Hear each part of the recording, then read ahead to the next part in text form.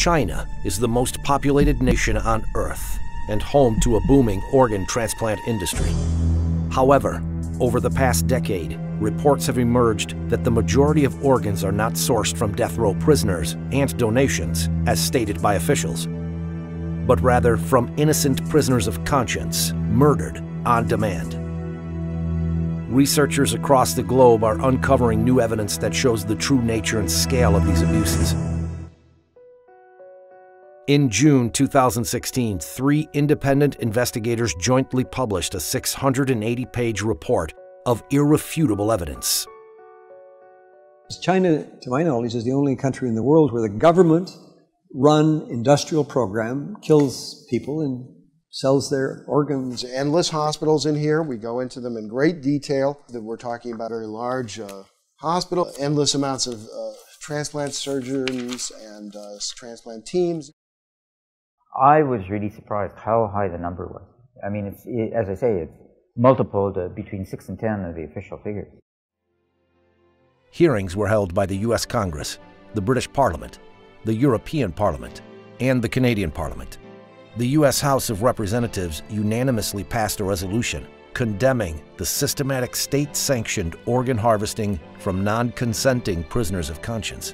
China's killing for organs is making a major appearance across media outlets all over the world.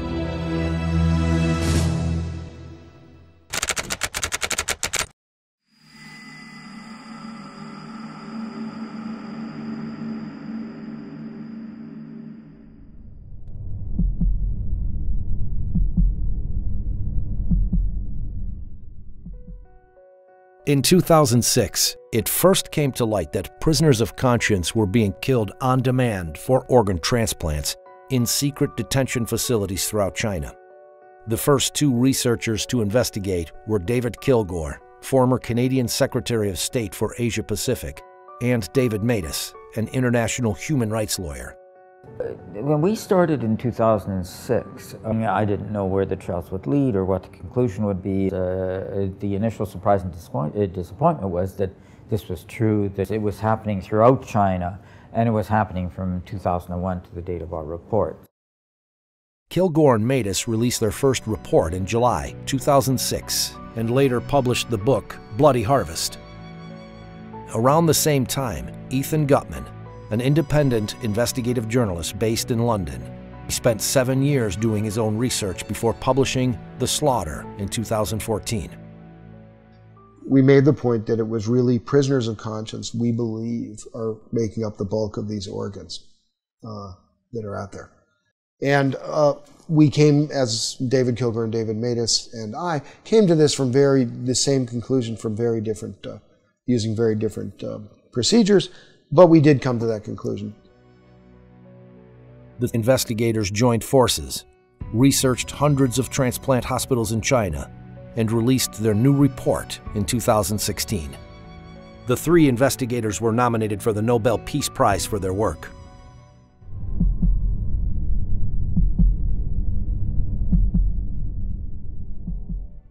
Discovering exactly how large the transplant industry is in China and how many victims there have been is difficult. The researchers spent a decade piecing together the evidence.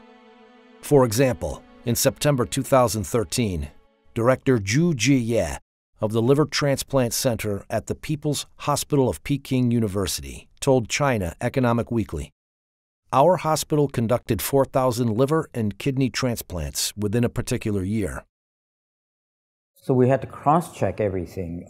So when we had posted volume numbers, we cross-checked it against staff, against beds, against research publications, against media reports, against the purchase of immunosuppressive drugs. I mean, every which way we could. And what we were able to do by all this cross-checking is develop a consistent picture. And in that particular case, we came to the conclusion that yes, this claim of 4,000 was real. Shenzhen Central Hospital, they have 500 beds. It's actually over that now.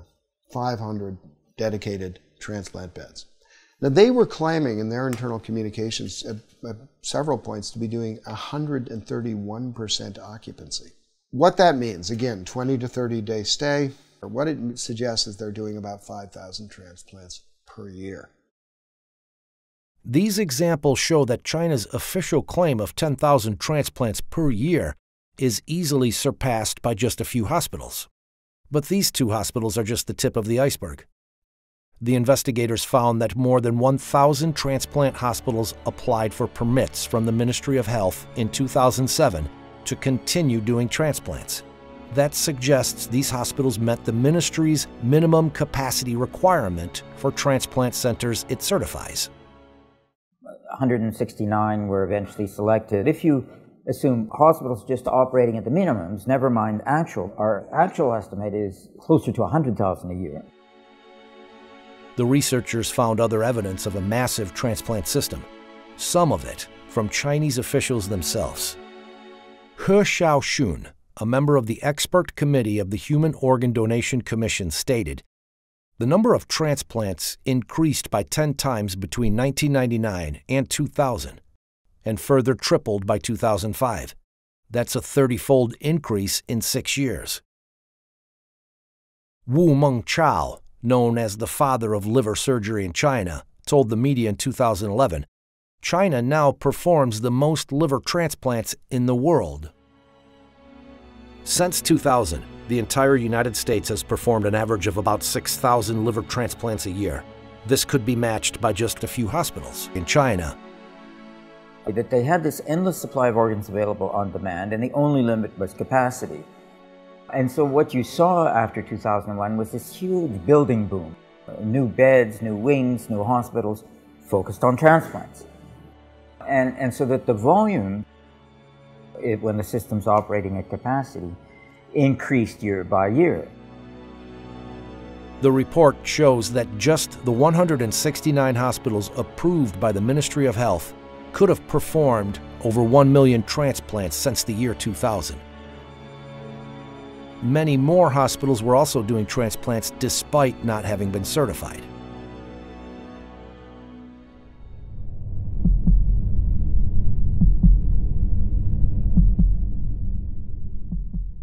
Organ transplantation has been continuously incorporated into the National 5-Year Plan and has become a high priority in China's national strategy.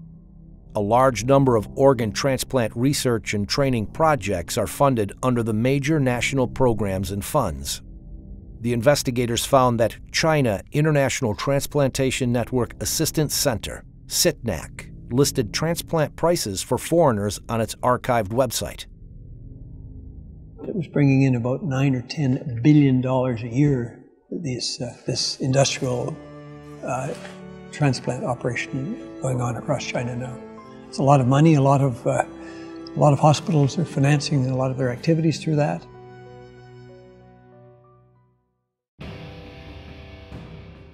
They're watched very, very closely indeed by the top leadership. So they're fully aware of this, as well as the fact that Wang Lijun, one of the Bo Xilai, who was a contender for the Chinese presidency, this was his right-hand man. He was the most famous policeman in all of China.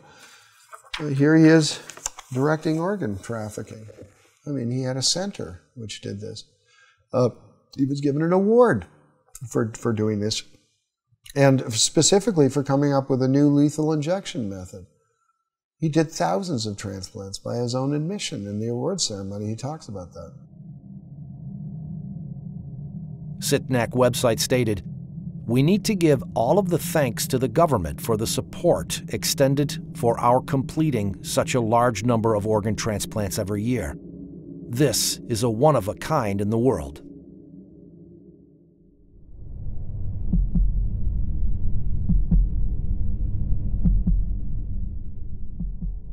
Researchers were particularly struck by one aspect of these transplants.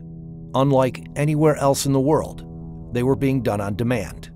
In countries with advanced organ donation and allocation systems, patients must usually wait years for a donor to become available. Yet in China, waiting times are commonly in weeks. The 2006 Liver Transplant Registry report showed that 27% of samples were emergency transplants. That means they found a new liver within days or even hours. It was back in 2005 when a patient of mine who has been on the top list of patients for human heart transplantation, came to me one day and told me that he was told by his insurance company, his Israeli insurance company, to go to China in 2 weeks' time as he was scheduled to undergo heart transplantation. And when I asked him how come such a surgery can be scheduled ahead of time, somebody has to die on the very day of the operation, he said he didn't know, and he went to China and got his heart transplantation exactly on the date that he was promised. One hospital in southwest China claimed to have donors seeking matched recipients, and also promised, in case of failure, we will continue to perform transplants until one is successful. In 2006, a chief surgeon of the Organ Transplant Center at a traditional Chinese medicine hospital published a study of 50 patients at his hospital who had each received kidney transplants 2, 3, or 4 times. Another example that's I can't get out of my head is a man from a country who went twice to China. First time he went, they brought him 4 sets of kidneys, and none of the 4 was compatible with him. 4 months later, he came back, and they brought him 4 more sets of kidneys, until finally the 8th kidney worked. And when we saw him, he was doing fine, but 8 human beings have been killed. In northeastern China, the International Transplantation Network Assistance Center stated on its website, China carries out kidney transplants from living sources. It's completely different from cadaveric kidney transplants in Japan.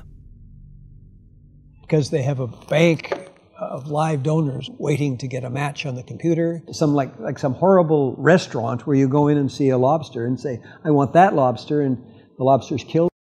It's a crime against humanity.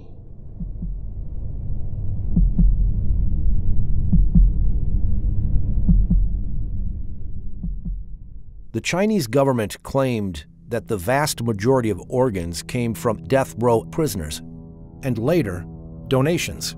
However, international organizations estimate that the number of death row executions at thousands each year since 2000, and decreasing.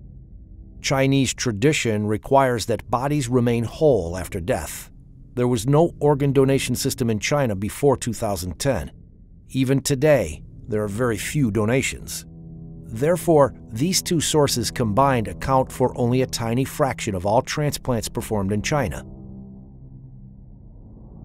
China started performing transplants with organs harvested from executed prisoners at a small scale in the 70s. In the years that follow, it also started using organs from prisoners of conscience. In 1999, the crackdown of Falun Gong starts. That is the largest action of scale by the Chinese Communist Party since the Cultural Revolution. And by 2000, 2001, that's when you have this explosion of transplant activity. We see continuity in the numbers over time. Falun Gong is as I call it, it's kind of a Buddhist revival group. It doesn't have churches and so forth, it doesn't have temples. What it has is sort of common beliefs. These shared beliefs revolve around self-improvement based on the values of truthfulness, compassion, and tolerance. By the end of the 1990s, the Chinese government estimated that over 70 million of its citizens were practicing Falun Gong. Jiang Zemin, the head of the Communist Party at the time, saw Falun Gong's popularity and revival of traditional values as a threat to his rule, and launched a violent campaign to eradicate it in July 1999. Hundreds of thousands of Falun Gong practitioners from all over China traveled to Beijing to appeal to the central government, only to be arrested and tortured. When many refused to disclose their identities to protect their families and friends, they became part of a large, anonymous population held captive by the state. More practitioners were rounded up all across China. This is when large numbers of them started disappearing without a trace.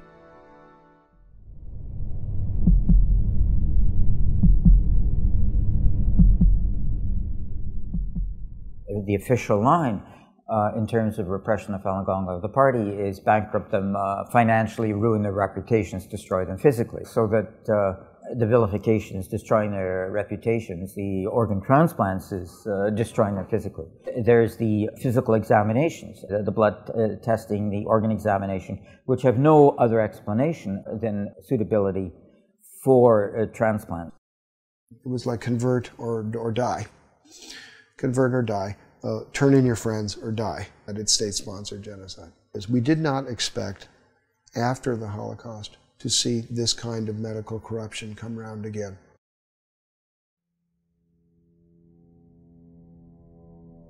How can doctors, people trained to heal, harvest organs from living people for transplants?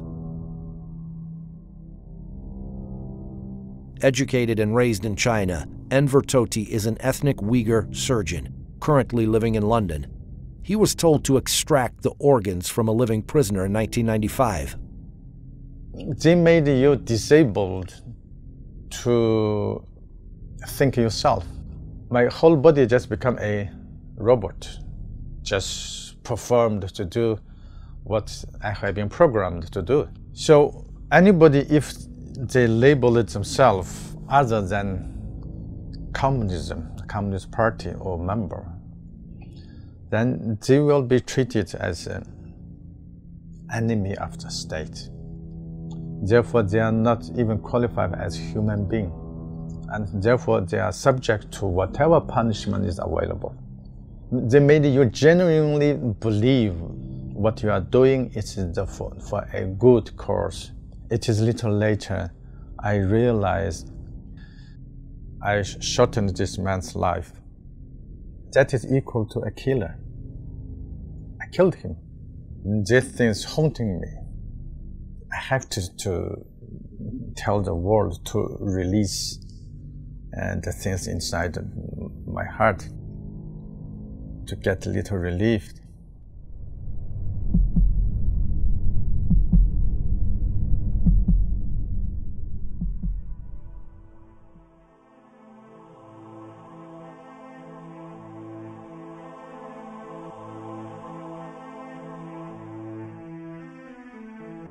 In February 2017, Freedom House, an international human rights watchdog, published its own report on religion in China. It noted that a review of available information regarding organ transplants had found credible evidence suggesting that, beginning in the early 2000s, Falun Gong detainees were killed for their organs on a large scale. It added that the large-scale disappearance of young Uyghur men, accounts of routine blood testing of Uyghur political prisoners, and reports of mysterious deaths of Tibetans and Uyghurs in custody should raise alarm that these populations may also be victims of involuntary organ harvesting. I think, Gina, the first thing before you believe or you decide whether or not you want to believe is you have to learn the facts. The facts are there, the books are there, the research is there. Read it. Once you read it, I'm sure there will be no other way for you but to believe it. And we have to, I'm talking about the physician, have all to be together in order to stop it immediately. Until 2005, we didn't have no law. I found out that Israeli insurance companies and HMOs have been providing reimbursement, full reimbursement for these transplants of Israelis who went to China and got these illegal organs. So together with my friends, we sat down with our parliament, the Knesset, and in 2008, the Israeli parliament has enacted the organ transplant law, which totally bans any reimbursement of illegally obtained organ transplantation anywhere around the world. And since then, not a single Israeli patient went anymore to China. In addition to Israel, Spain, Italy, and Taiwan have passed laws restricting their citizens from traveling to China to receive an organ transplant from an illicit source. The systematic government-sponsored harvesting of organs is a monstrous crime. I strongly believe that the 17-year campaign to eradicate Falun Gong will be seen as one of the great shames of recent Chinese history. Since I've been a student of the Holocaust, I feel that to a certain extent, what we're seeing is just a continuation of what we saw there in another form, which is the endless and bottomless depravity of human nature. I mean, there's no limit to the form of evil that people can sink. When I was writing The Slaughter, I sometimes said, oh, I'm writing history, and then at the end of it I realized I wasn't. It was actually still going on. This is a new form of genocide, and it's using the most respected members of society to implement it. This is one of the central tests of our time. We can't avoid this any longer.